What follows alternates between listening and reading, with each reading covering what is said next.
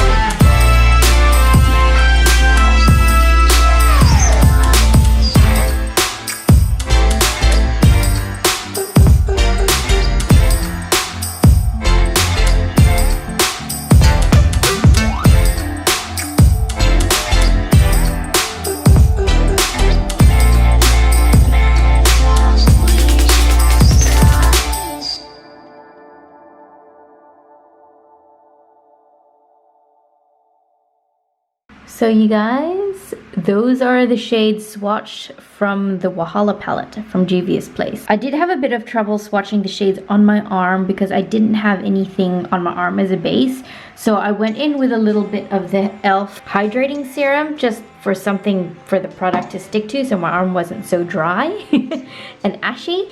And then everything swatched much better after I applied the serum to my arm. So definitely when you apply eyeshadows or really anything to your eyelids, you need some type of primer just so the shades can stick to something and come up a whole lot more vibrant. Now the mattes in this palette need a bit of building up and blending up, but that's pretty normal for most matte shades anyway. The shimmers are to die for, the glitters are stunning.